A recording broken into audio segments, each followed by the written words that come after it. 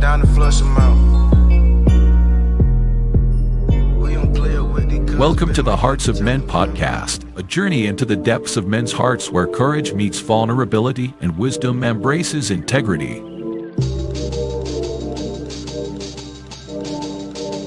In a world that often measures a man by his outer achievements, this podcast dares to explore what truly defines a man of character.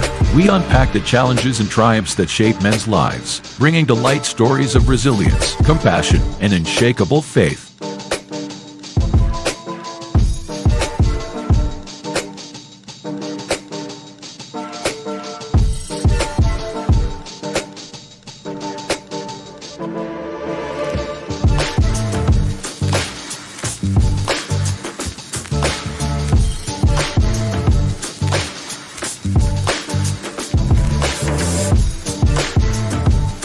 We believe that the heart of a man is a treasure trove of untold stories, powerful lessons, and profound wisdom. Through authentic dialogues and insightful discussions, we aim to unlock these treasures, one story at a time.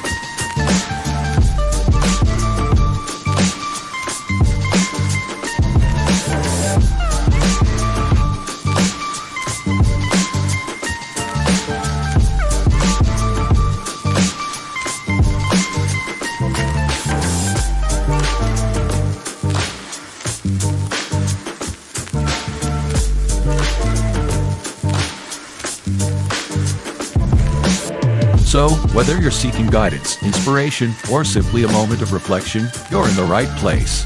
Get ready to be challenged, inspired, and transformed.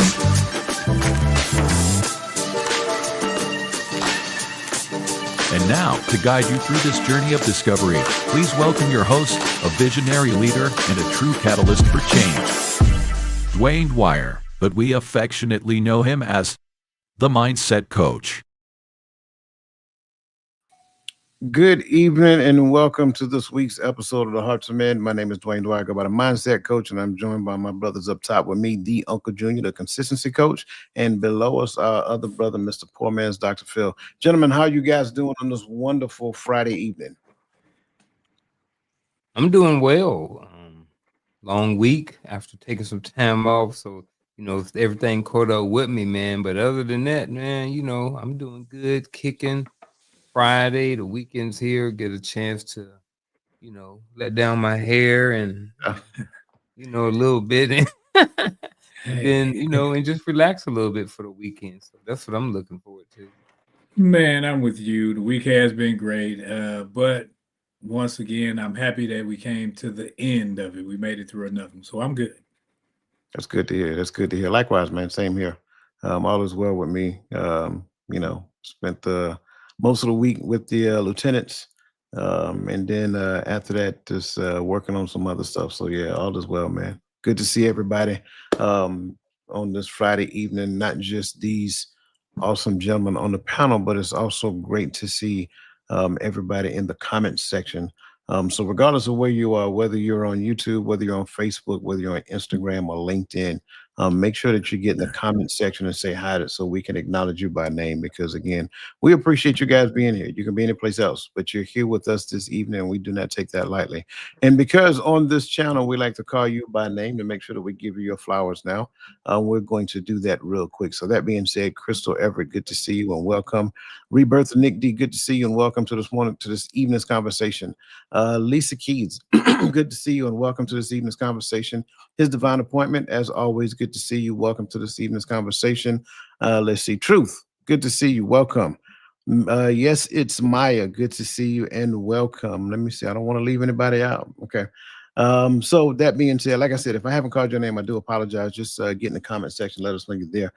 That way we can acknowledge you. Any other housekeeping notes that I need to address, go over first before we kind of get into this wonderful conversation? No. Okay, Queen V, good to see you and welcome as well. Okay, so let's go ahead and get started then.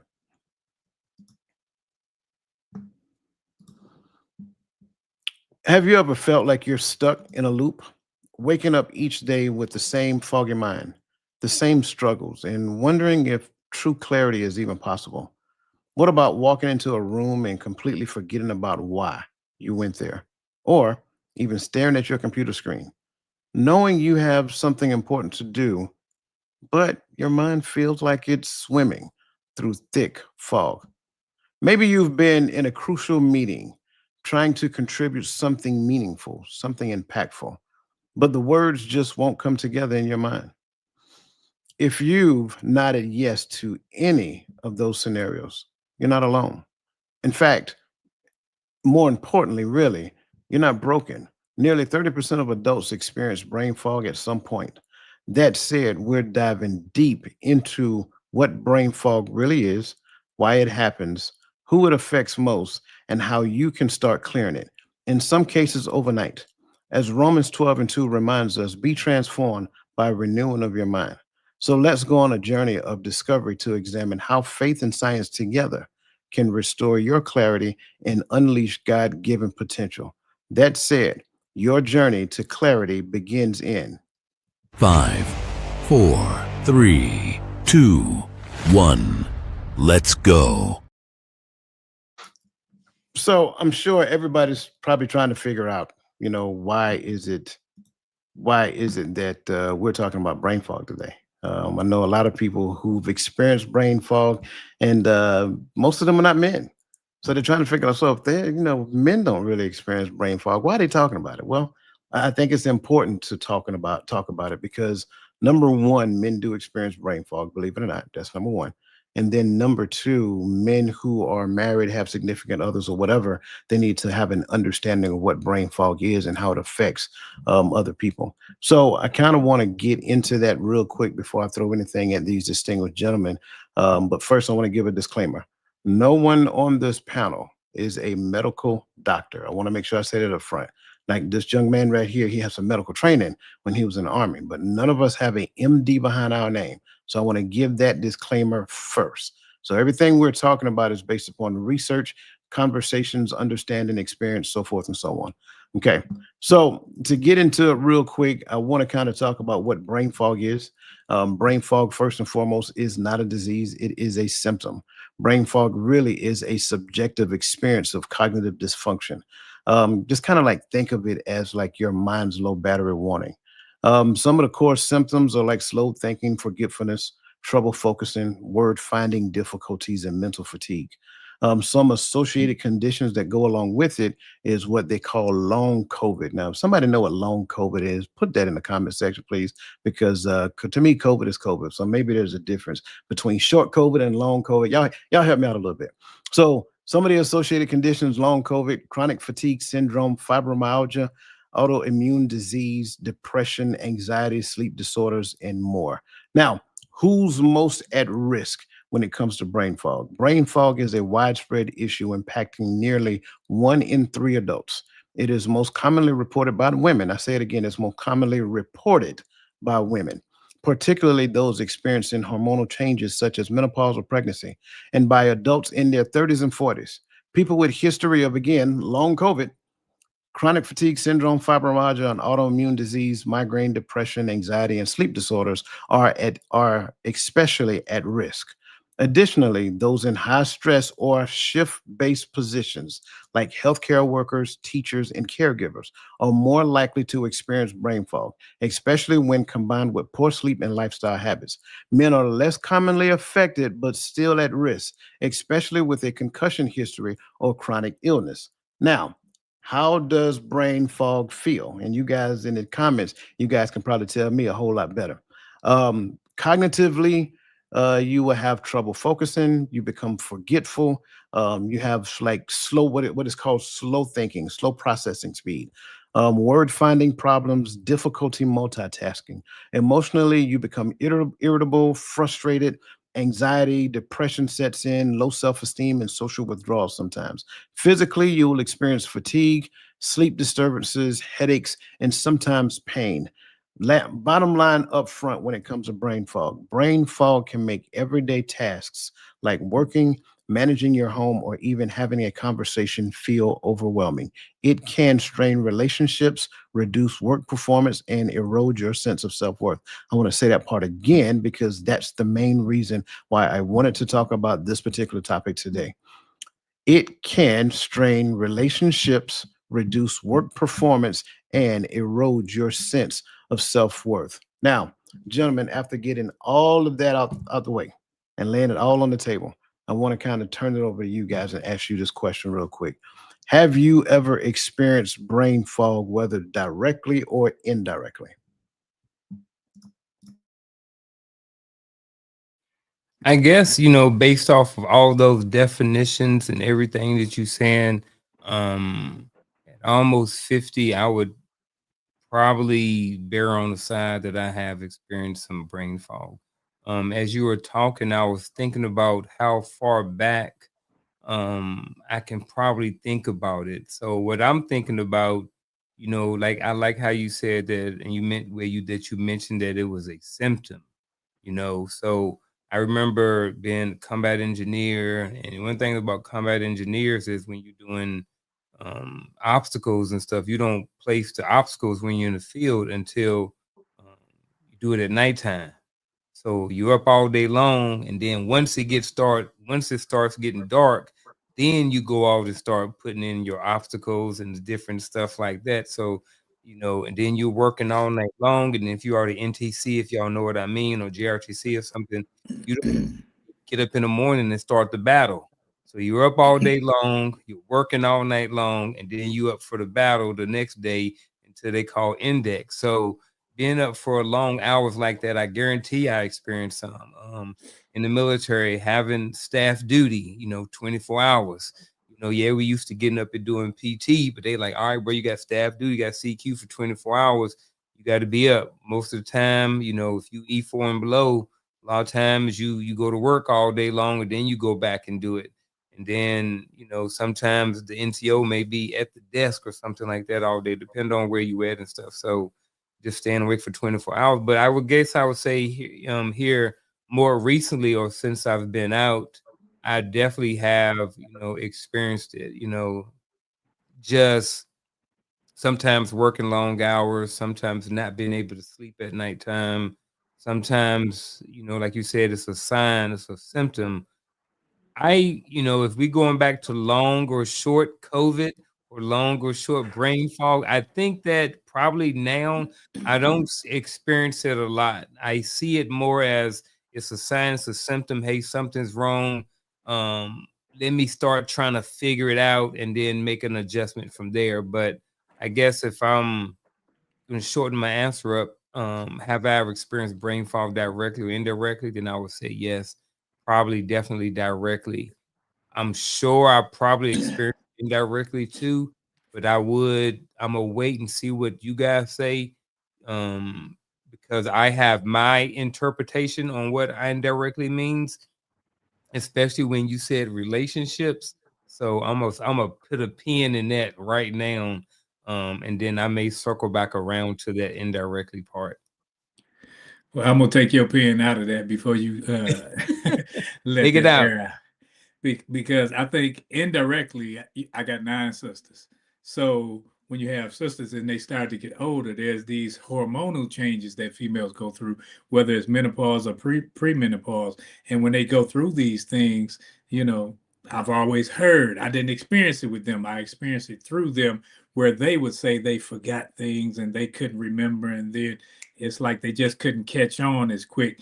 And they would always call that brain fog. In the military, or even before the military, playing football on the defensive side, they always told you to see what you hit, and I didn't always pay attention. So I had a couple of concussions in there.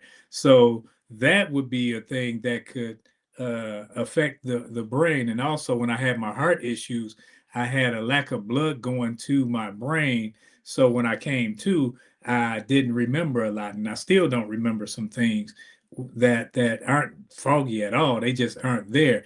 And also, I have it to where sometimes I do have brain fog. I do have it to where I'm trying to say something and it's like on the tip of my tongue. I know what it is, but I can't articulate it. I can't push it out of my mouth to actually say what it is. So uh, I think people will look at this and say, well, is it a yes or no? I think in most cases, we do know people who have had some sort of brain fog, or we have experienced it ourselves, depending on our conditions, whether they be mental or medical. Yeah, see, that's where I'm at. And yes, I don't mind if this is the Black Santa channel. Um, if you know, you know. And see, that's where I'm at. I don't know if I personally ever experienced it. Now, I do recall one day I'm walking through the house looking for my phone, and I mean, I am looking, I am seriously looking, bro. I'm like, man, I gotta go. And I'm like, I'm trying to find my phone, and then something just say stop. Oh, it's right here. It's in my hand.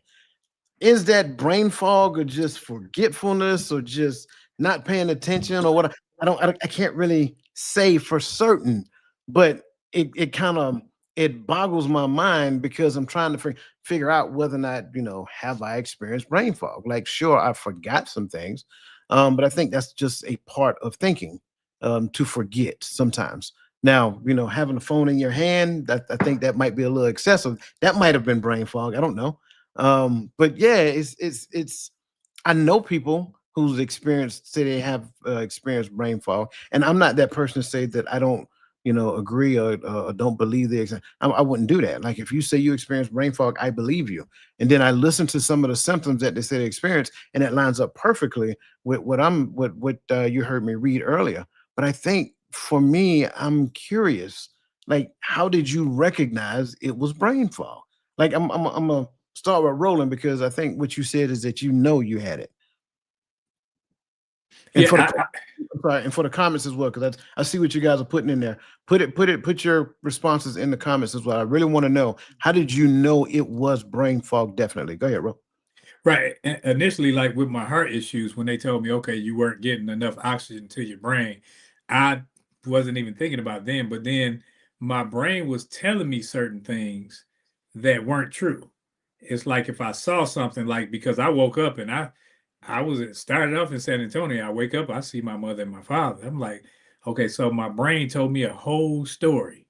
So now the brain fog comes when I'm trying to remember something. I'm trying to grasp it. And it's like almost like you had your phone in your hand if you were looking at it, but I couldn't articulate that that's a phone. I Mm. couldn't articulate that, like, I know what this thing is I know what it is, I know what it does, but it just from here to it just can't, connect. The connection was off for me. Let's see, that makes sense. I connect with that. Go ahead, Gar. Yeah. See, I'm probably leaning more towards coach because, even if I was talking, I was starting off thinking like, I've heard of this word, but honestly, over the last couple of years, like when I was back in the military and, before the term brain fog or before this conversation, whenever I would have told that story, I would have never used the words brain fog. Mhm. I would have like, man, we was tired, we was exhausted, we were beat down, we were just wore out. So I kind of like what coach is saying. I don't know, even though I said yes, it was with some hesitancy because it's just not a term that I use normally in conversation or in my life. I've never like really until this conversation is not something that I spent a lot of time talking about it all. I've seen it come across the screen and I've heard people talk about it, but there was never really something that I said, well, you know what? This is me. I have brain fog. For the sake of conversation, I was kind of wondering if those experiences in the military were brain fog. If the stuff that I'm going through now is brain fog, or like someone said, it gets worse as you get age, as you get older. Like how much of this is getting older, not just being, super keen and tied in or locked in with, you know, everything clicking really fast like it is at 17 and your 20s and stuff. As you start to age, a lot of people in certain areas start to decline. So it's like, but for the sake of the conversation, I wonder, and I think that it may fit into that category or that box of brain fog. But again, I can't definitively say, but if someone was to say, hey, like you saying, coach, if someone says they have brain fog, I'm with them.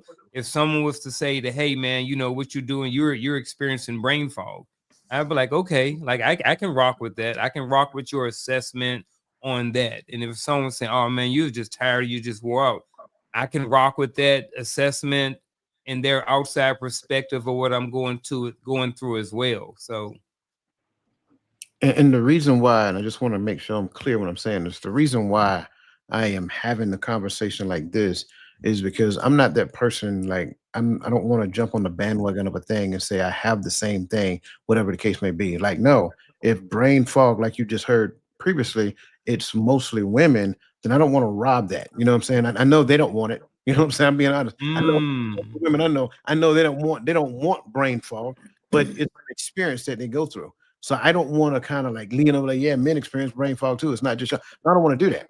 I want to like that's why I'm talking about it like this. Like I am being completely transparent. I can't say in all honesty that I ever experienced brain fog. Have I done some things moving too fast? I think Lisa said it. That might have just been me being overloaded with a whole bunch of stuff that got going on. I'm thinking about this. I got to do this over here. I want to do this right here later. So I have so many things going on in my brain that a lot of times that things that are in my 50-meter targets, I really just overlook them.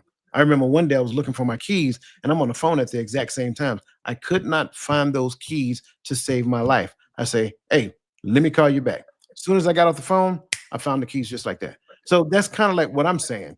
But I can't say in all honesty, based upon everything I know, and that's why I'm soliciting a lot of feedback, and I'm gonna bring what your comments to the stage here shortly.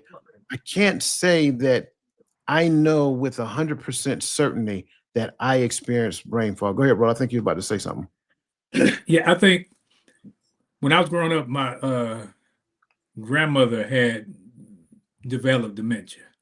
But before that, and I don't know if you ever been around, my great grandmother raised me. So she could tell me word by word, play by play, what happened in 1968. But she couldn't remember things that happened yesterday. So like yesterday happened, like, oh, grandma, you like, and then she stopped, she didn't recognize me. She didn't know who I was at certain points and things of that nature. And you can say Alzheimer's and things of that nature. And those are things that affect women more. Anything like that, dementia, Alzheimer's, it affects women more. That's statistically.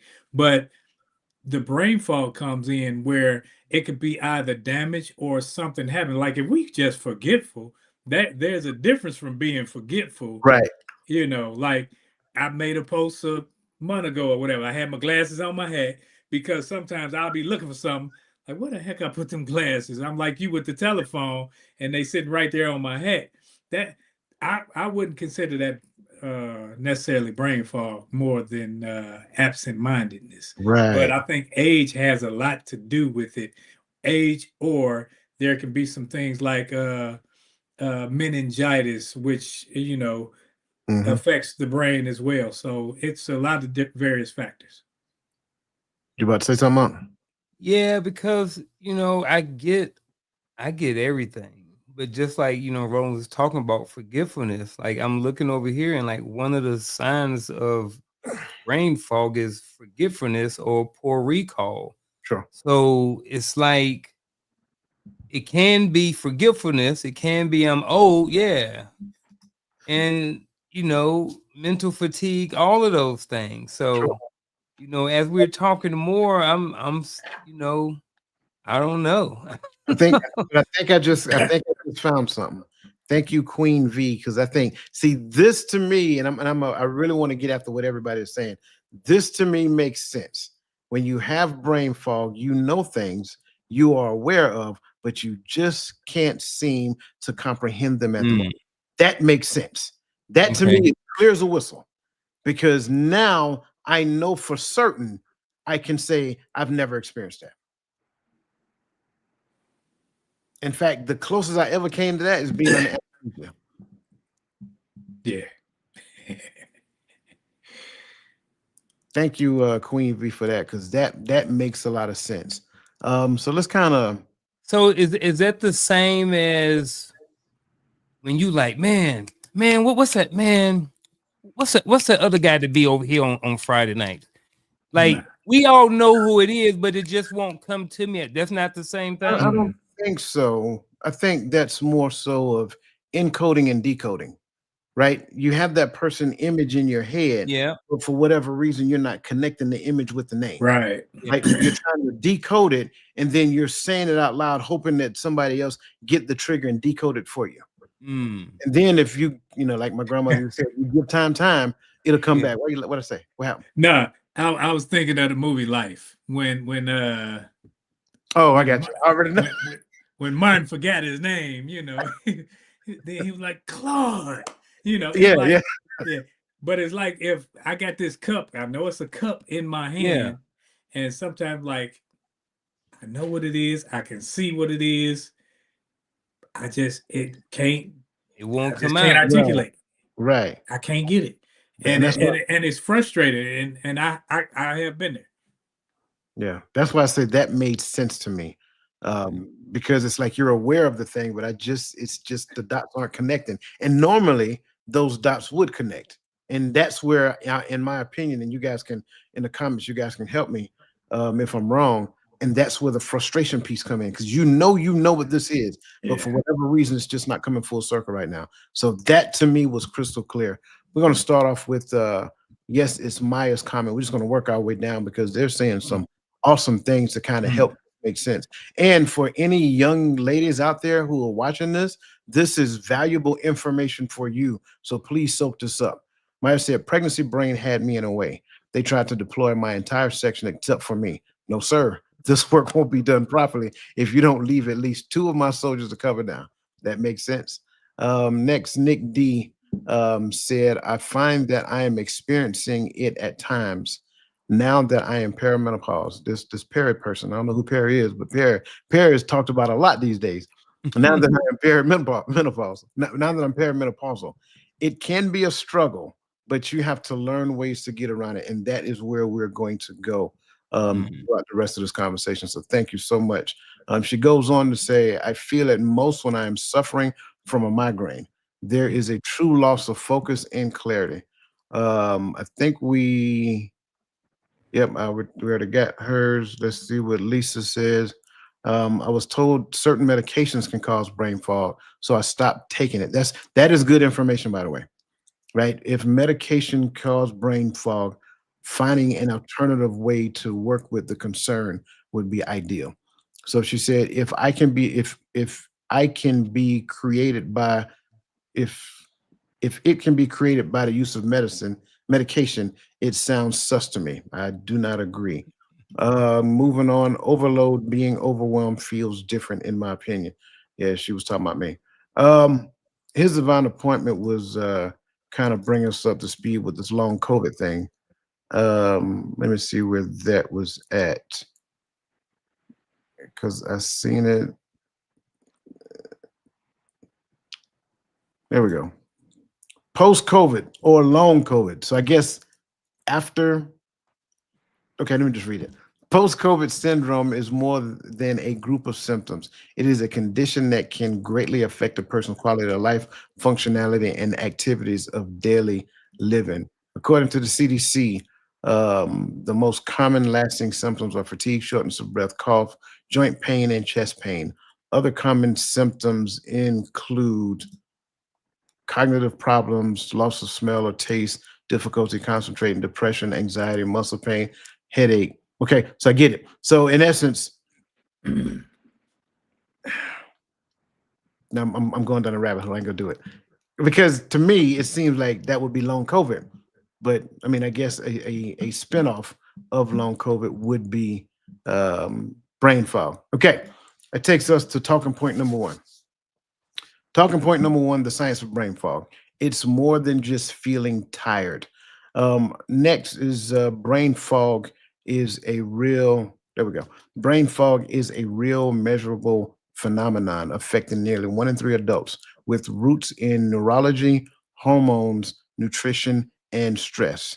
And a quote that goes along with this is the mind is like water. When it's turbulent, it's difficult to see. When it's calm, everything becomes clear. Statistically speaking, about 30% of adults report experiencing brain fog, with higher rates among those with long COVID, migraines, and chronic stress. So, gentlemen, in your opinion, does understanding the science behind, or that there is a science behind brain fog, does that empower us to take the first step toward clarity? And if so, how would you describe that first step?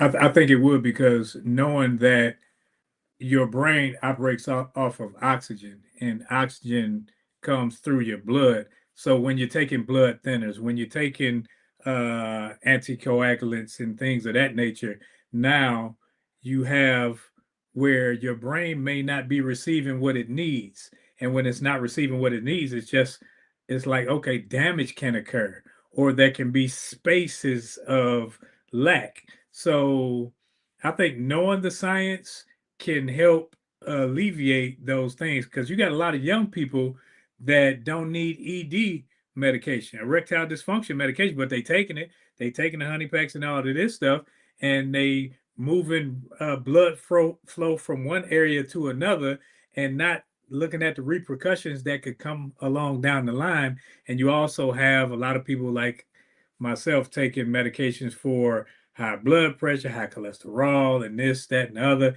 And these things mess with your blood levels. So when that goes into this thing up here that controls everything, now it can have an adverse effect.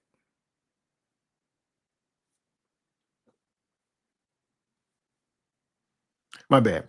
Before we move on to Garfield real quick, because you hit a lot of key points, especially with medication and things of that nature. So, what if I'm that person?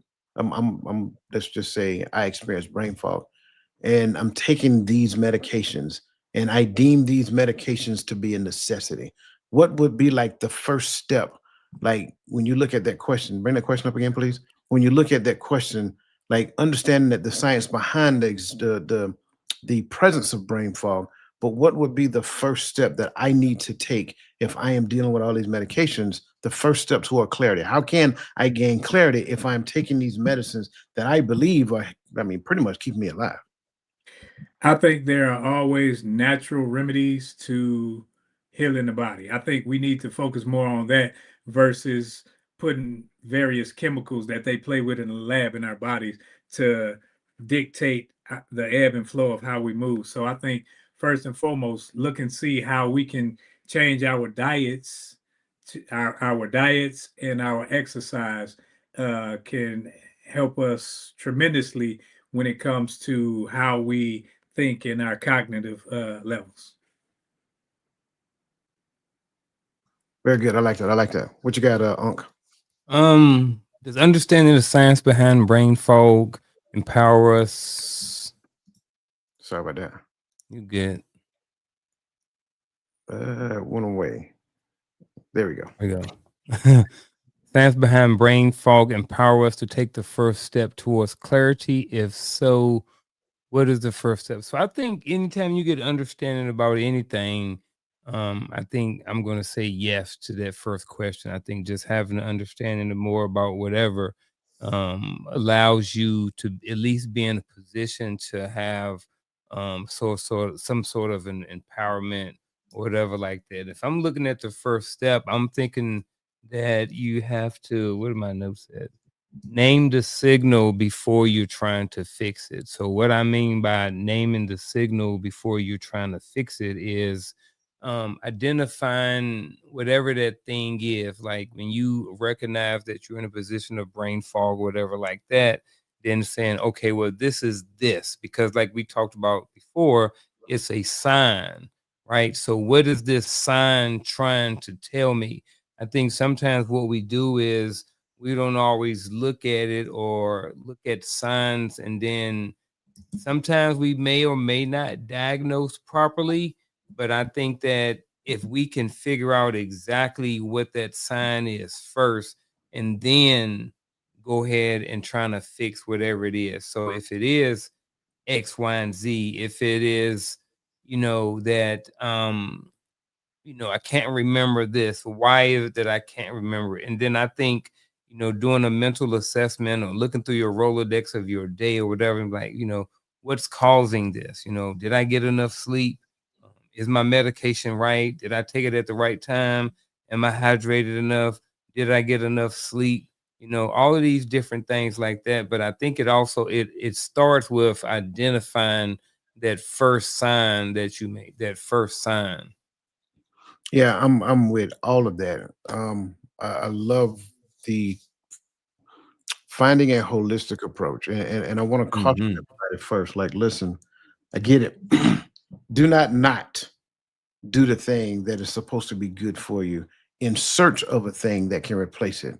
Do the thing that is prescribed to you. Search for the thing that can replace it, and then talk to them. Now, I'm just going to be honest with you. They may not necessarily be open to it because that's how they get paid. I'm just going to be transparent. Do the research. You got to do research. Then after doing the research and seeing that it has worked, because worked for several different people, if you want to do it, I'm not advising you to do it. I can't advise you to do it. I don't have an MD behind my name, right? But I would recommend a slow weaning process. Don't just go full bore cold turkey, right? I recommend a slow weaning process because I think that's more advantageous to, you know, it's more advantageous to nothing serious. It's more advantageous to you to where nothing serious will happen in the long run. Ideally, that's why you wean instead of just dive into it. If you're weaning, you can start noticing things happening, and if that's the case, then you can kind of back up off of it. So I think that'll be the way. But I definitely agree with the change of the diet. I definitely agree with the exercise. I definitely agree with putting yourself in social circles with people who experience brain fog and are open to talking about it, and then listen to some of the things that they're talking about as well, and some of the feedback that they're getting. Let's see. His divine appointment said, do your research before seeking a professional opinion. I would say before and after, right? Because even though getting a professional opinion, that shouldn't be the end of the research. Research what the professionals said about the thing that they said. I'm sorry. It's not that I'm not telling you, not telling you not to trust them in their profession. I'm telling you that you need to know for yourself, right? So even in getting their professional opinion, do the research about their professional opinion, and then other stuff will be revealed to you as well. So thank you for that. Crystal said, I'm sorry, I didn't highlight that one. Crystal said, my doctor told me she approves and agree with me taking in. Wait, she said, let me see. I just put it up. There we go. She said, my doctor told me she approves and agree with me taking anything made with flowers, natural versus medicinal. Okay. Very good. Very good. Nick D, right up under that, said, yes, that is the correct order. I am speaking from a medical background. She don't want to bring it up. Okay. She said, yes, that is the correct order. I am speaking from a medical background, but I had to learn the replacements first. Queen V had a question. Thank you for that. What if you write down things? Would that help with brain fog?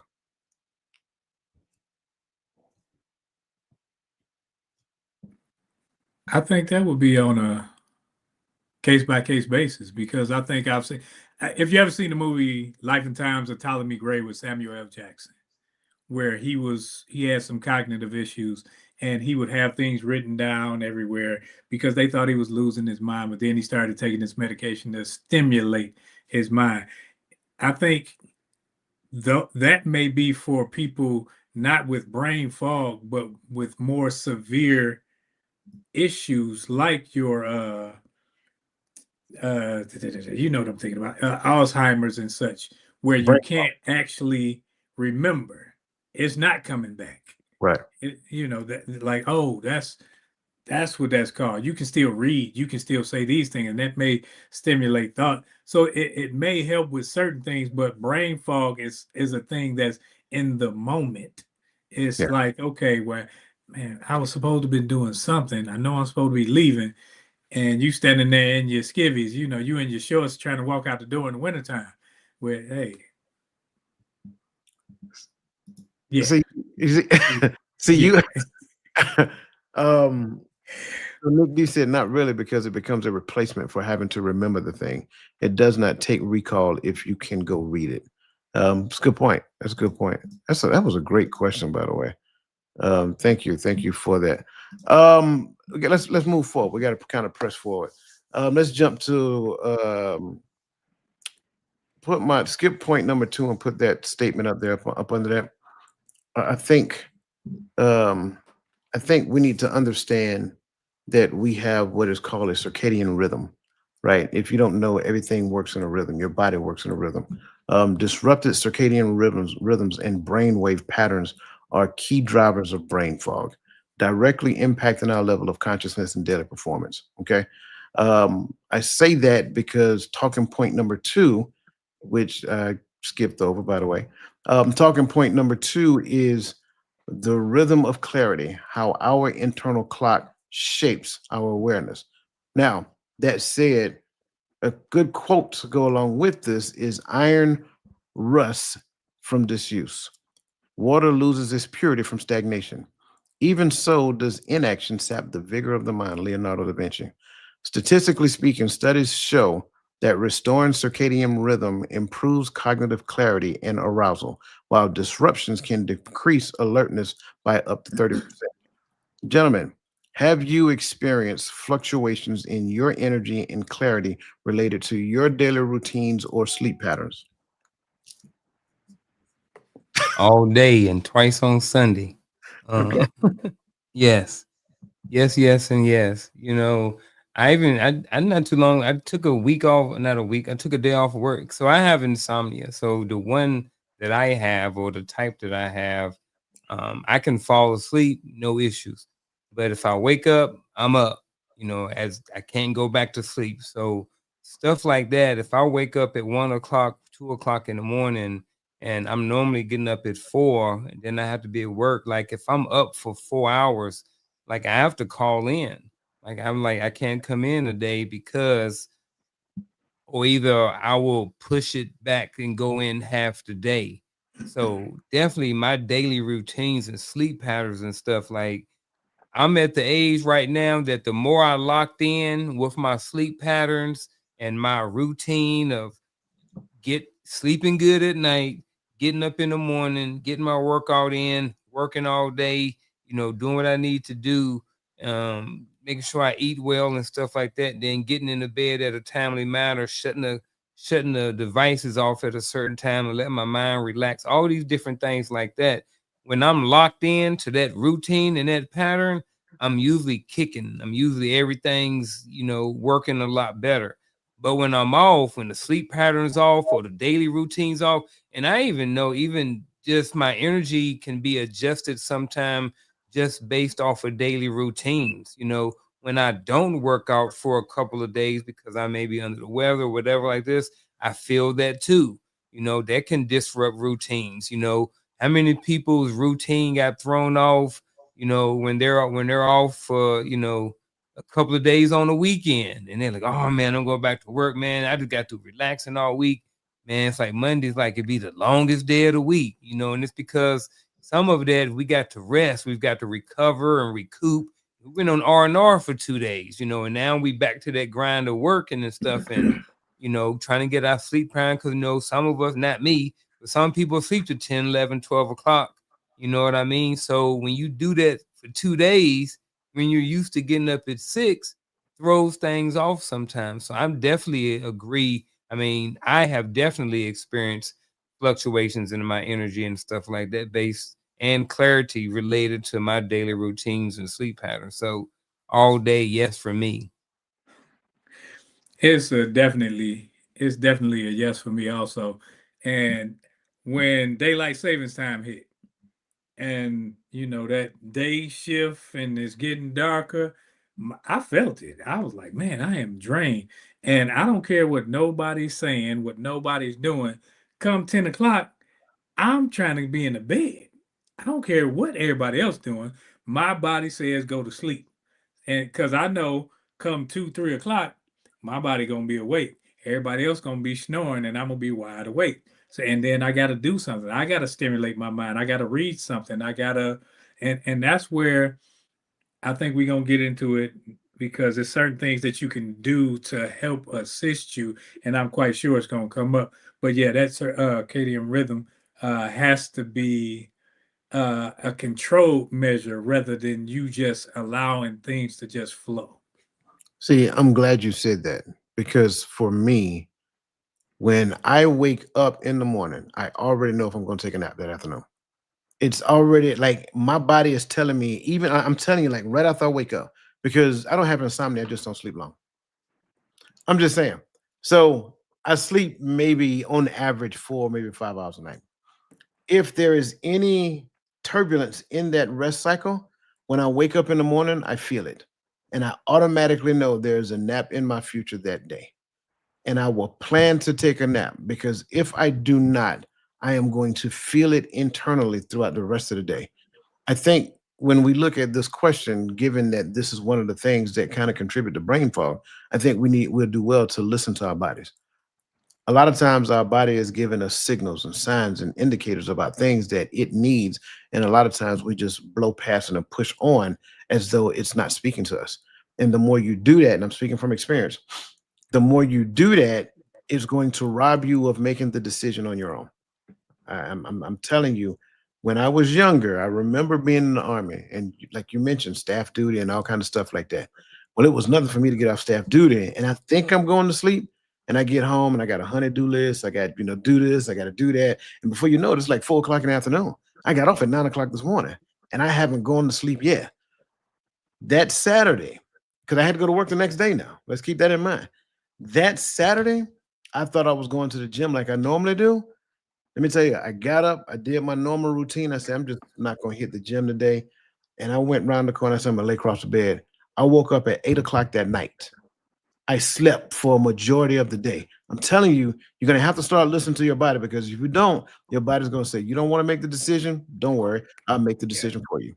So that's one of the things that I think we have to be consciously aware of. And I think that's one of the major causes of brain fog. Now, that said, what small changes can be made to restore our natural rhythm and reclaim our mental sharpness? I just gave my disclaimer.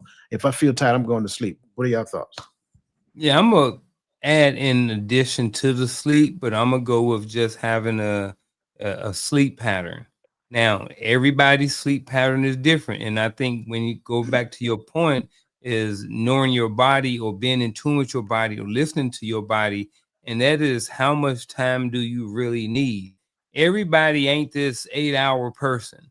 If you heard up here, Roland just talked about 10 o'clock, and then he know he gonna be up to 2:30. Coach just talked about the amount of hours that he needs to sleep every single night. So for some people, you might need your 10 hours of sleep. But some people may only need 4 to 6. And me personally, I've listened and I've heard different doctors and I've seen all different types of information on it. And I don't know if there's a real exact amount of time that we're supposed to sleep. I think a lot of it has to do with a lot of other things that are not necessarily part of the equation. Like, how active are you during the day? You know what I mean? Are you at a cubicle for 8 hours a day? Or are you, doing construction or plumbing and you up under someone's house all day long, what I mean, doing stuff like this or doing landscaping. Like, I think sometimes one of the things that, like I said, is not talked about is the context and what people do for a living when they do some of these studies as far as how many hours of night people need to rest and or to sleep or whatever. I don't know. But I think that like I said, one of the small changes, natural things is just getting in sync and get a good, accurate time that you rest and that you go to sleep, and making sure that your body's getting accurate or adequate rest for you and what's best for you. I like that. Yeah, I'm like you. I gotta have a schedule. I know when I get up, I do my thing in here, and then after I get out of here, I got to do at least 5 miles. It's like I have to mentally, because 5 miles helps me meditate, helps me do these things to clear my brain so that I'm not frustrated, and it also gets some exercise in. Just like we all know, we people always talk about the itis. After we eat, we get the itis. You get the itis because you eating those heavy things that don't belong in your body in the first place. So now you get tired because you're putting more pressure on your systems, and your system say, hey, I need to take a nap. I need to rest because I'm gonna have to do something with this stuff. So now you start to get sluggish.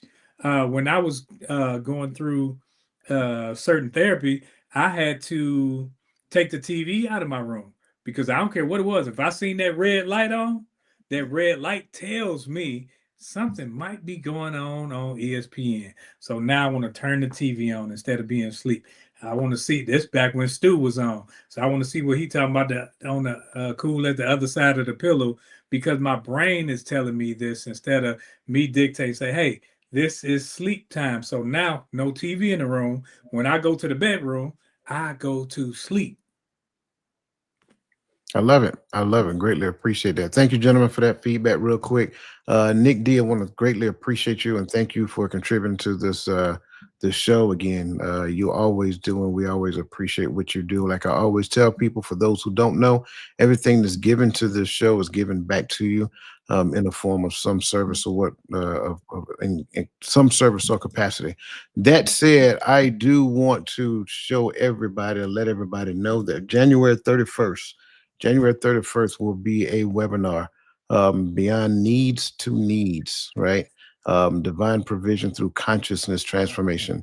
So that being said, you have the QR code on the flyer. You have sent me email to a lot of you. You have the QR code here in the upper corner here.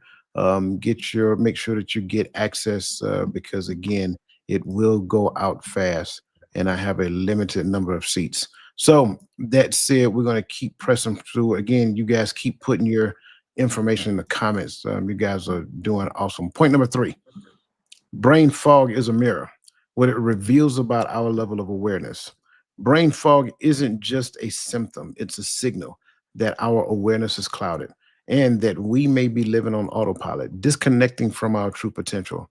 That said, David Foster Wallace said, learning how to think really means learning how to exercise some control over how and what you think. Statistically speaking, cognitive slowness and forgetfulness are reported by over 60% of those experiencing chronic stress or depression.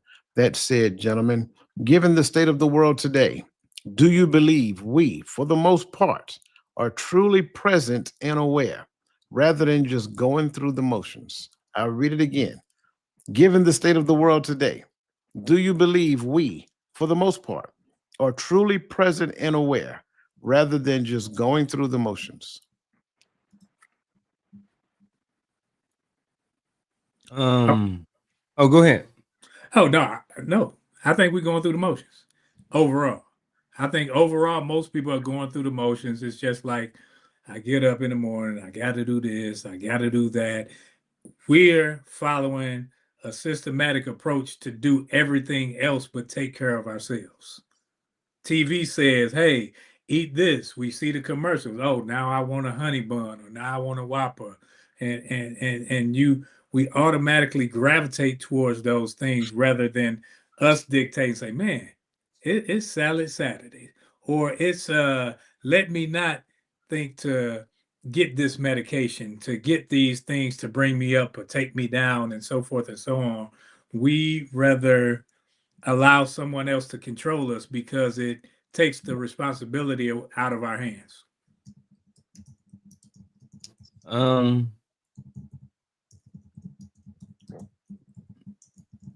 I'm trying to see if I want to break that down to like a smaller part of that. And I think maybe I do. So I'll start with that. I think for the most part, we may be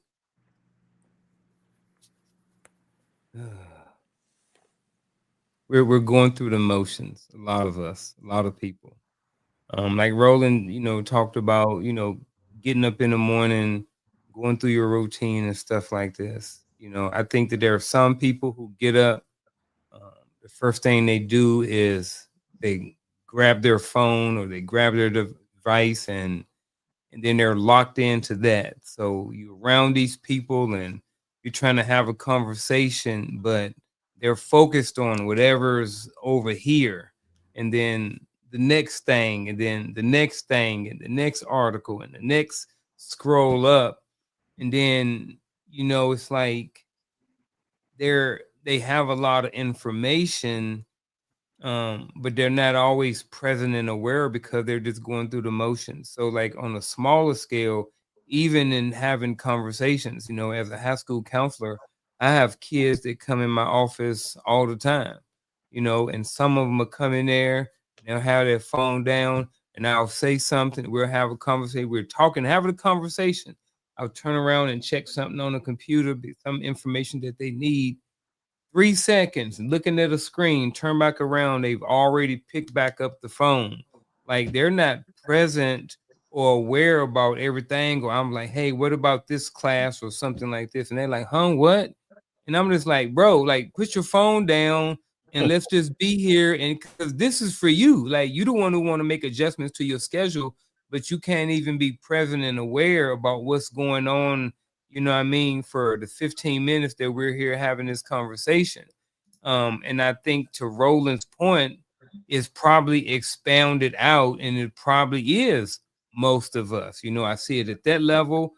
I see it when I cut on social media, you know, a lot of different places, interacting with people all the time and just, you know, seeing what's going on out there. I think a lot of us, or just a lot of people in general, are, you know, for the most part, going through the motions. And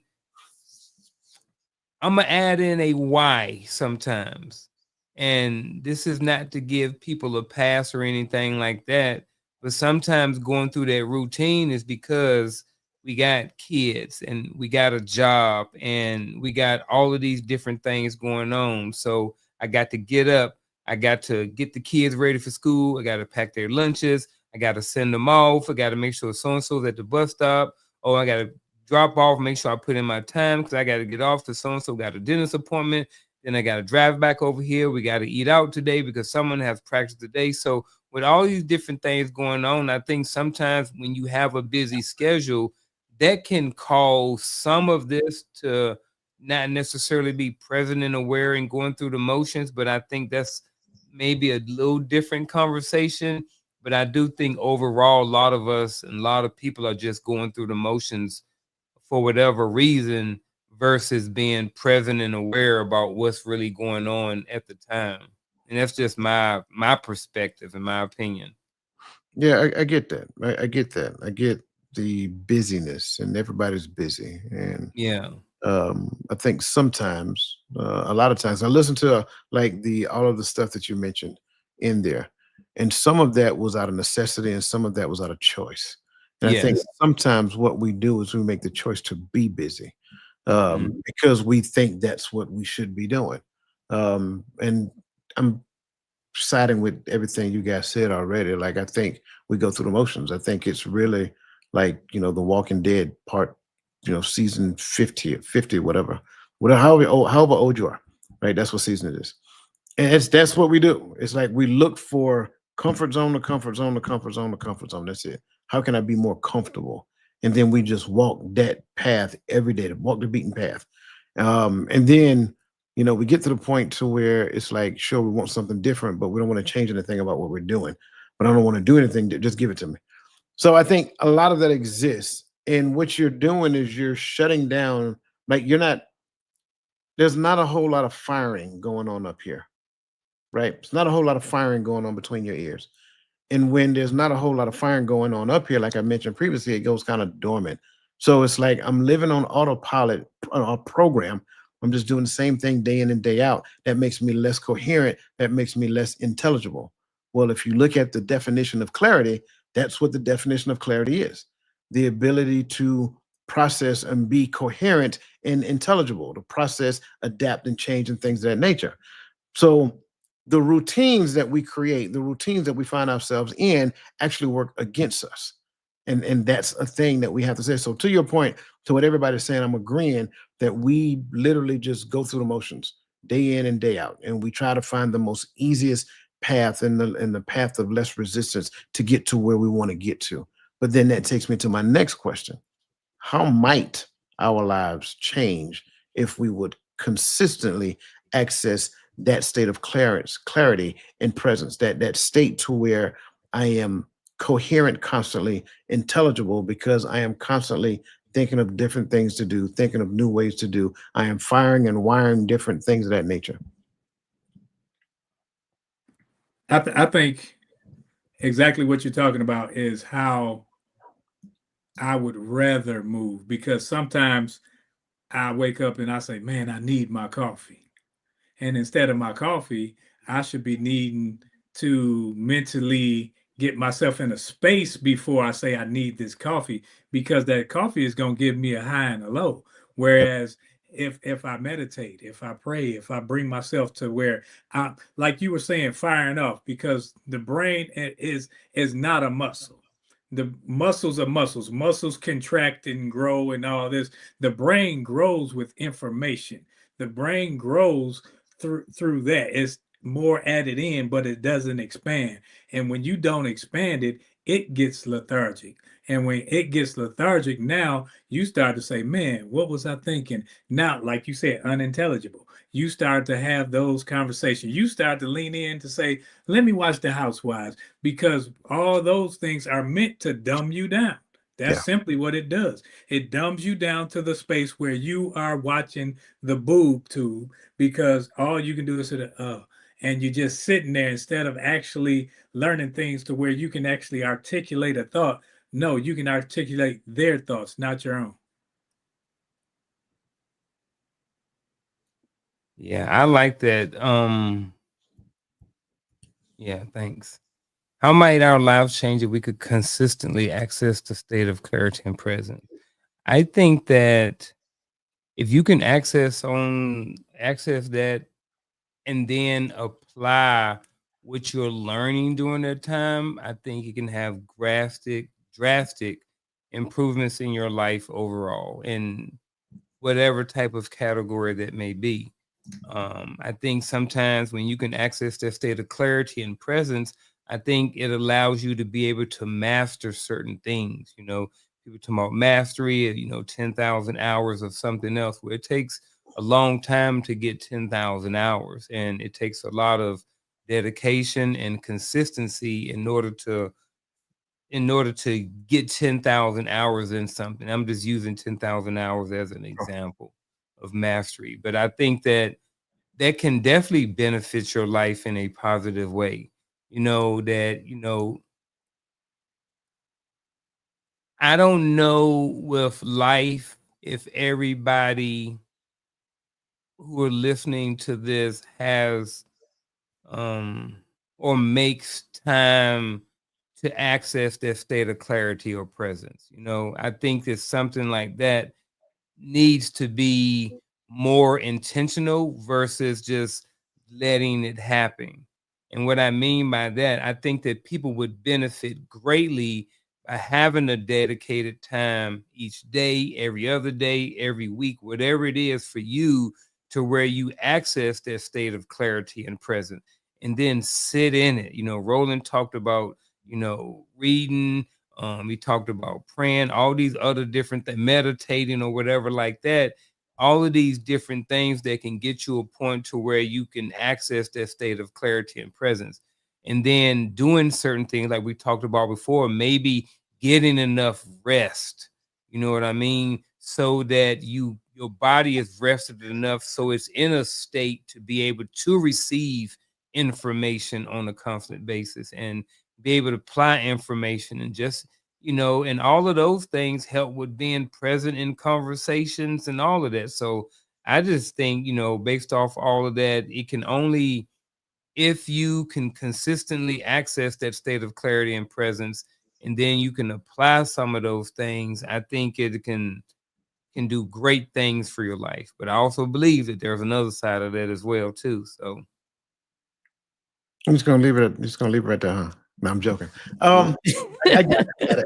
I got it. No, the yeah, polarity part of that. yeah. The law of polarity must exist. I got it. Yes, sir.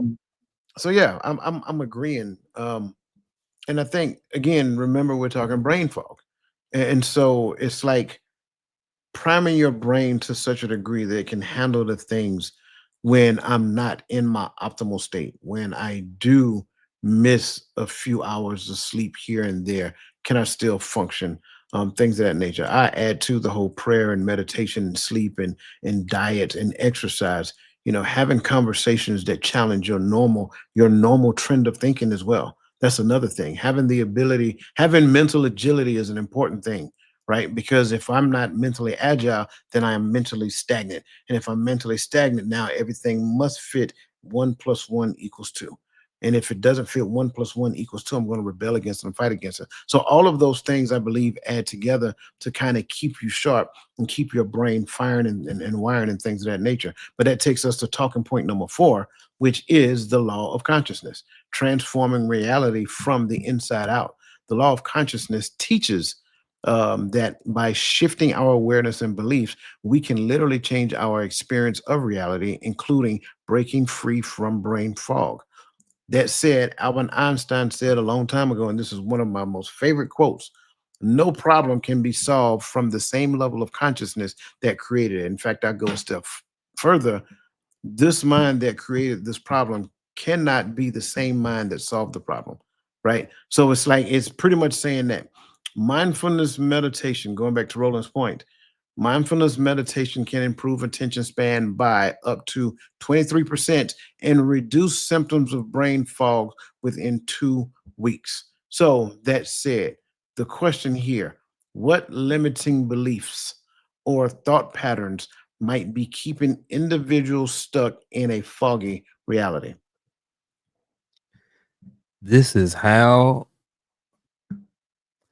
just how I am. I think that's one right there. I think I've seen this a lot of years, a lot of times, whereas, and coach as a coach, and I'm sure Roland, you probably have too, as been an NCO in the military, where we've had soldiers and people who believe that, what they think about themselves is necessarily the truth. And it's like, bro, this why you still stuck, because you keep saying this is just how I am. I can't learn from people who teach like this. This is just how I am. I need this sort of teacher. And if I don't have this sort of teacher, then I can't learn. I'm a audio learner. I don't learn from visual. All these different things that people say and have attached themselves to, I think is one of those reasons why, individuals and people get stuck in that foggy reality, because they never look outside or get outside of the bag and look at themselves and say, well, you know what? Yeah, this is, I think, what am I trying to say? I think there are times where things are just us, but I also think that we can evolve into certain things. I'm 5'6". I can't wish myself to be 5'9". I can't speak in tongues. I can't read the Bible. No, right, regardless of what I do, I ain't gonna be 6 foot. It just is what it is. So maybe that's one side, but on the other side, this is the way that God made me. On the other side is, you know what, man, I just can't. Every time somebody say something, I just got to say something back. That's one. Being the whole, let's get back to the foggy reality part of it too. It's like, this is just who I am. So it's just like, I think sometimes people just get stuck in saying that this is the way they are and they believe that this. And I think that presents a challenge, because now if they see themselves as that, then they realize, or they see it as, there is something that about them that they can't control and it's out of their hands.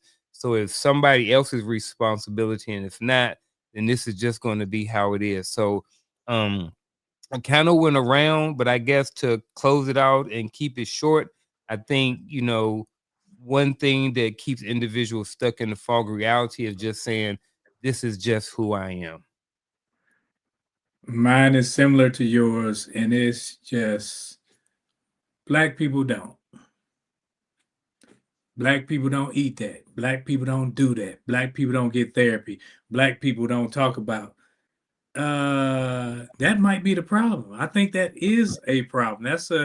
That's a problem that's egregious on our community, because it hinders us from growth in certain areas, because we're thinking about what people did in the past that had limited education, limiting beliefs. So now we're stuck on what they did that didn't even work for them. So now you put yourself in that boat and say, okay, well, well, uh, high blood pressure, high cholesterol, all that runs in my family. No, bad eating habits run in your family. You're eating all that salt pork, you're eating the pork chops, the fried foods, and all this stuff. And you wonder, talking about, ain't nothing wrong with me, but yet Big Daddy got his foot cut off. Why? Because he got the sugar. Now, he ain't got the sugar, he got diabetes. He got diabetes not because it just happened to come because he's black, but it happened to become because he was drinking I say sodas because we on here. He was drinking sodas. He was eating candy. He was eating them pies and those things. And when you do those things that are damaging to your body, and then you come up with the conclusion that, well, black people don't eat that. We don't do salads. We don't do this. We don't do that. It limits you from growth, which if we're talking mental, it limits us from growth to where we can make our children and their children better off. Big Daddy been drinking that fire water.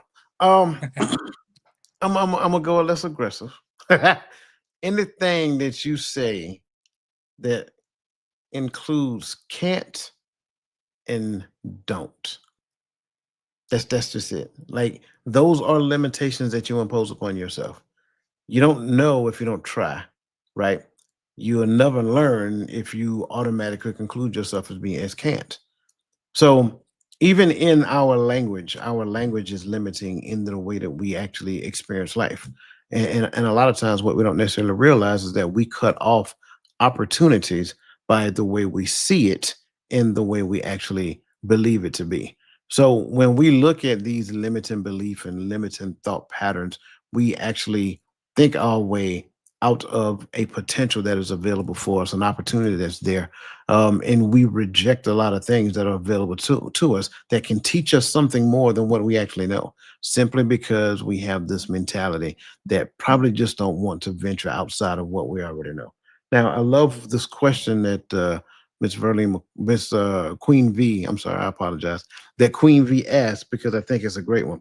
Can a person be out of touch be out of touch with reality and not even know it? For the sake of time, I'm going to answer this and move on. The answer is yes. In fact, most people who are out of touch with reality don't know it.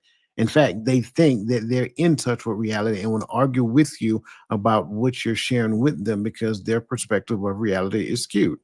So go ahead, Godfrey. Look, you about to say something. You leaned in deep. Well, okay. No, Uh, I was just yeah, I was looking forward to the response to that. okay. My bad. You had something you want to add? Okay. Um, let's move on to, let me see. Let's move on to part 5. I'm sorry. I'm sorry. We got a second question. I forgot. Let's move on to the second question of part 4. How can we begin to intentionally direct our consciousness toward the life we truly desire? Now, this is in relation to brain fog before you answer, because I know you guys will swing for the fence. We don't want to talk about the fence. We're talking about brain fog. How can we begin to intentionally direct our consciousness toward the life we truly desire? I think I'd say first and foremost, if you have any symptoms of brain fog, see what type it is, whether it's through medication, whether it's through injury, whether it's through stress or being tired or whatnot. When you look at that, then you can start to cater some type of program to counter that, if you will. Because if it's per medication, now we go to holistic approach.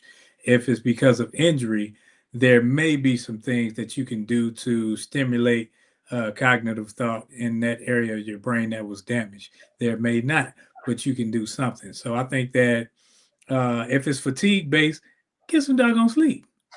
Put yourself on a schedule and actually get some sleep. And I'm gonna leave it at that. So, Coach, Uncle has something. Um, how can we begin to intentionally direct our consciousness toward the life we truly desire? I think whenever you look at intention, at least in this case, it requires what's the word I'm trying to use? some sort of data tracking or stat tracking or daily journal or something that you can kind of refer back to. So like if you're trying to be intentional about something, how can you measure this consciousness toward the life that you're trying to desire? I know with like a plan and stuff like that, you trying to do a plan for whatever it is. In most cases, that plan is written down. It's something that you can refer back to. You can make adjustment to it and stuff like that. So with this, how can we begin to intentionally direct our consciousness? I think that whatever plan or whatever it is that we come up with when it comes to being intentionally direct, I think that it has to be something, in my opinion, that we need to be able to look at and refer back to, almost like a plan or something like that. Because it's like we saying, hey, I want to live a certain type of lifestyle. Well, hey, I want to I want to drive a Bugatti and live in Beverly Hills. Okay, well that's fine, but what is your plan on how to get there? What is your plan on how to be, intentional with whatever it is that you're going through? And then as you're going through this journey, um along the way you may have to make some adjustments to it. So I just think, how can we begin to intentionally direct our consciousness toward the life we truly desire? I think by, having some sort of plan, and something that we're working on daily or every so often that we can refer back to and kind of ensure that we're still progressing towards whatever that intentionality is. Yeah, I was showing. I apologize. I was showing everybody my MAGA hat earlier because somebody asked a question. So I just wanted them to understand that this is MAGA to me. That's so just saying. Anyway, I think in relation to this question, you have to make a decision. And when you make a decision, you cut off all other option that opposes that decision. That's the answer. So if I experience brain fog and it's my decision to do better, right? Not that you're doing bad, but to understand why I actually experience brain fog or whatever the case may be. We already talked about doing the research, right? Understanding the science behind brain fog.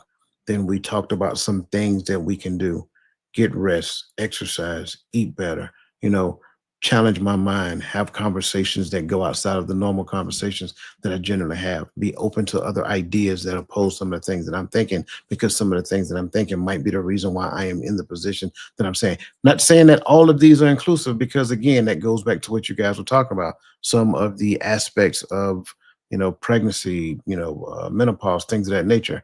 But these things, everything that we talked about, can actually help in that regard. It won't stop the pregnancy. It won't take away the menopause. Got that part.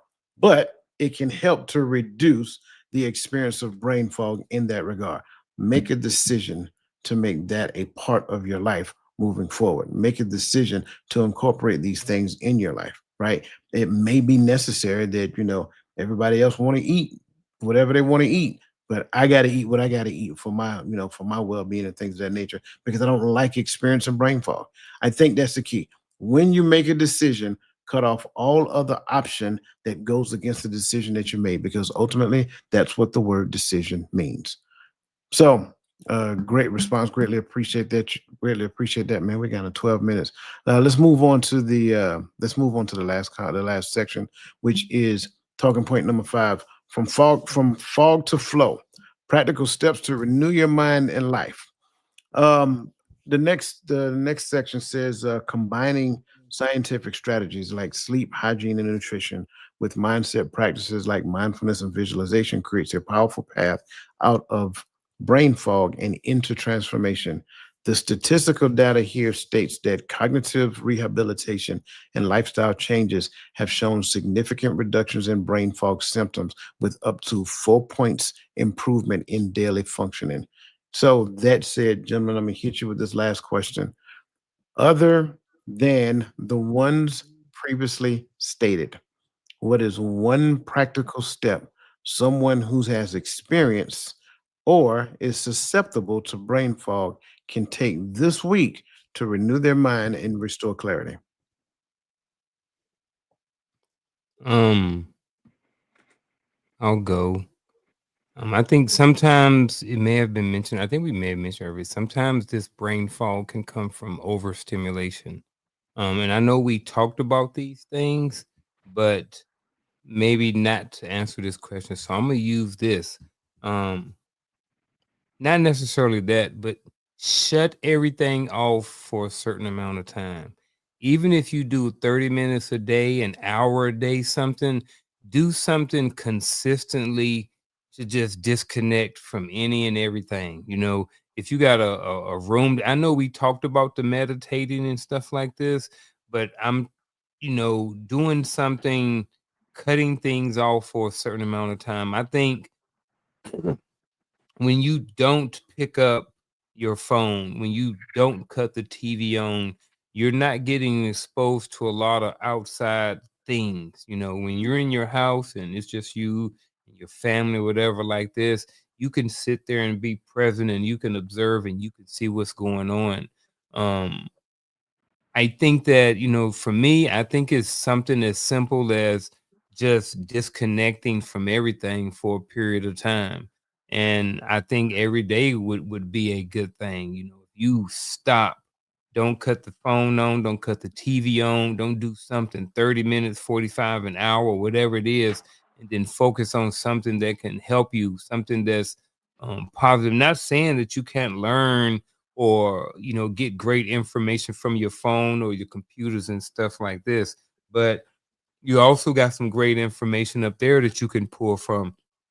You spent the last 2 years scrolling Facebook or whatever, you got a lot of information. How much time do you spend taking that information, applying it, regurgitating it, seeing how it can help somebody else, seeing how it can help you, all of those different things like that. So just with brain fog, with the overstimulus piece of that, just lowering the amount of time each week that you are overstimulated can be very thankful or be very helpful. So just disconnecting from things for a certain amount of times, I think could be a really good thing. And yeah, I saw that emphasis on the other than. So I got you. I'm gonna go. Mine is simplistic. I think sometimes we think of hydration and we think of water. You also need electrolytes because we're talking about brain fog. So we're talking about stimulation in the brain, and the electrolytes allow or it assists the brain with sending signals. It's just like a car battery. You just can't pour water in those cells. You got to have electrolytes so that, like with us, it's your magnesium, potassium, and those of that nature, so that it can fire off. So when it's sitting in the signals to your arm, to your hand, to your fingertips, it has a way to actually travel and get that spark. Can't hear you, coach. I love it. I love it. You are from the earth. Put your feet on the ground. I know I trust me, I get it. All your upbringing taught you otherwise, unless you grew up in the country.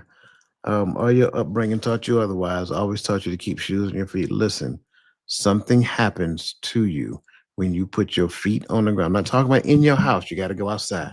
Put your feet on the ground. If you are too afraid to do that, go and put your hands on a tree. I am telling you, there is some recharging that actually happens in you. In fact, just put your hand on the tree. Go find a tree. Just go lean up against the tree and close your eyes. Stay there and just start meditating. I'm telling you, there's a connection. It's some electricity happening between you, the tree, and the ground. Do that. Make it a habit to do that. Do it once a day. I don't care if you're at work, go to the parking lot, find your favorite tree. Let your coworkers probably think you crazy anyway. Do it and watch what happens. I'm telling you, it's remember, brain fog is like your brain's saying it's low on battery. Go recharge your batteries. Put your feet on the ground or put your hands on the tree. And if you're brave, do both. I'm telling you, you'll notice the difference. And again, these are all just just tips, pointers, whatever the case may be. If it helps, great. I think we've done our job here. If it doesn't help, try something else. Just keep trying until brain fog is reduced. Listen, I want to make sure that everybody understands. I greatly appreciate all of your comments in the comments. All of these gentlemen, fine answer wherever you were. I just want to greatly appreciate you for joining us tonight. But as always, this brings us to our bittersweet point, our final thoughts.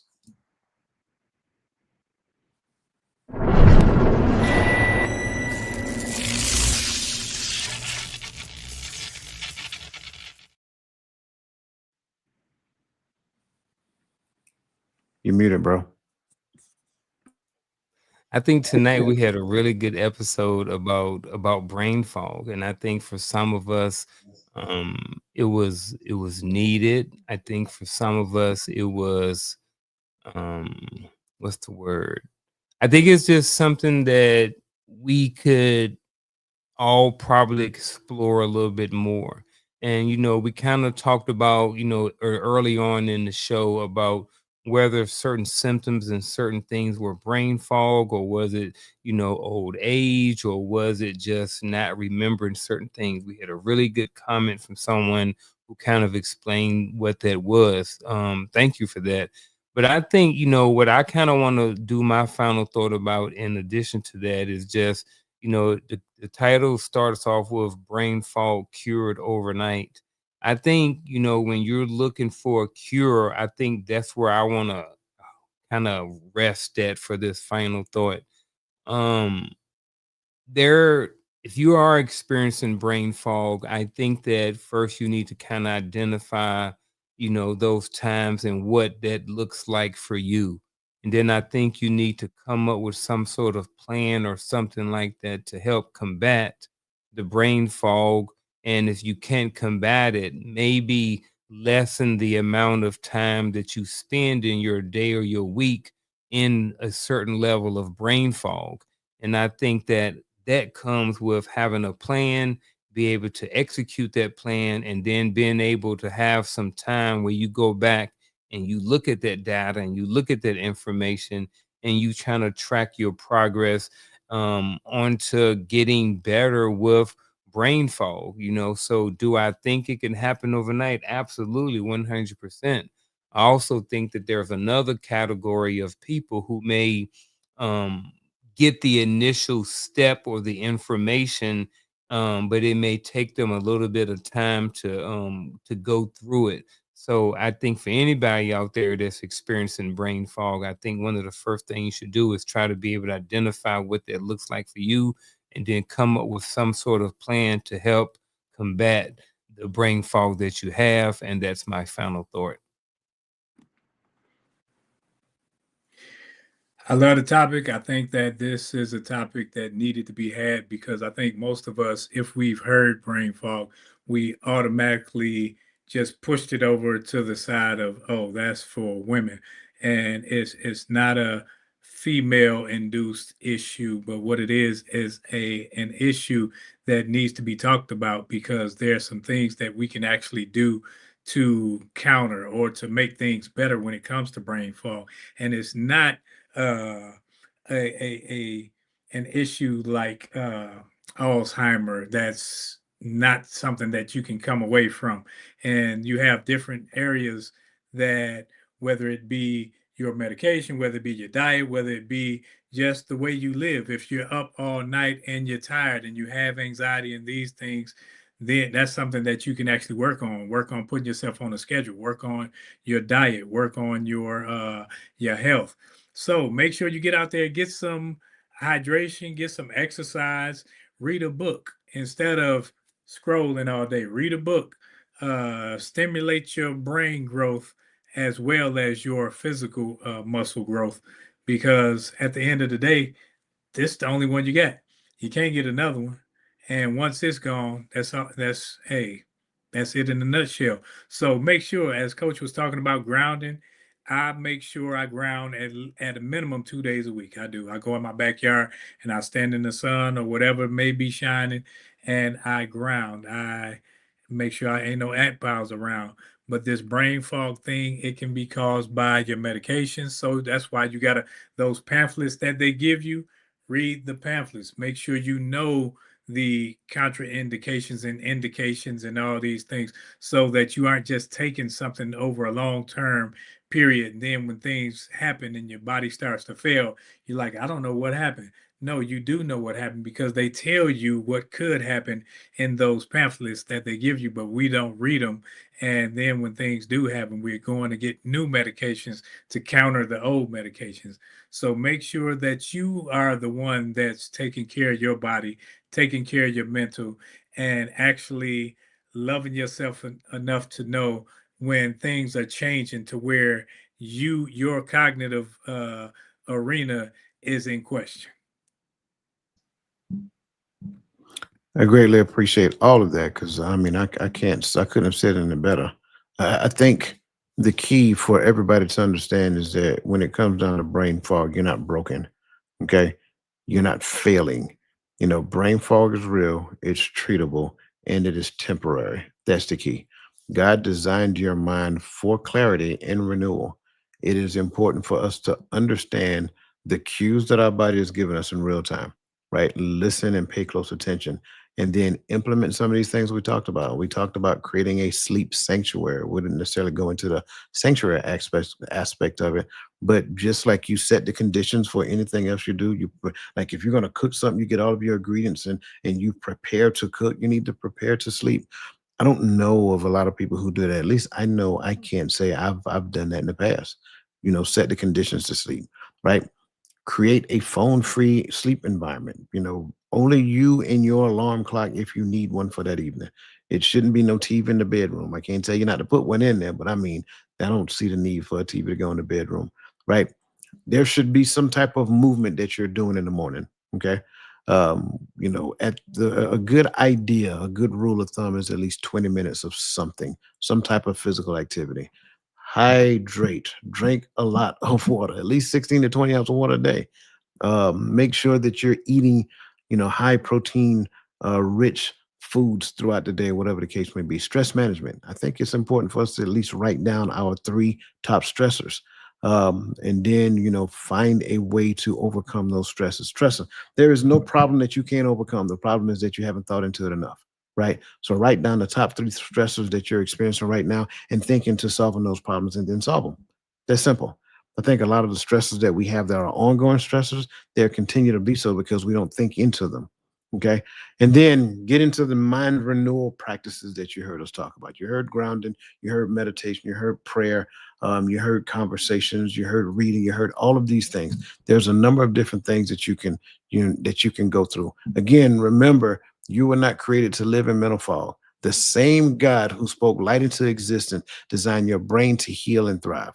The fog is not your permanent address. It's just weather passing through. So make sure that you share this episode. You can bring me down. Make sure that you share this episode with somebody else who needs to hear it, somebody who can benefit from it. Again, do not forget to register for January 31st, because January 31st, 997. It's not even a soda and a pack of nabs these days, right? Again, I think it's going to be a phenomenal conversation. Listen, greatly appreciate you guys. Greatly appreciate all you guys in the comments, you guys who are passing through and stopped in and listened for a little bit. We appreciate you guys as well. Remember, every Friday night, 8 p.m. Eastern Standard Time, the Hearts of Men podcast. This Sunday, again, Bible study at 9:30, 11 a.m., 11:30. I will be hosting TikTok Live, and I think I got a little something up my sleeve. So I think you guys will enjoy it. So make sure that you're tuning in. That being said, we'll see you guys next week, same time, same place on the Hearts of Men podcast. Enjoy your evening.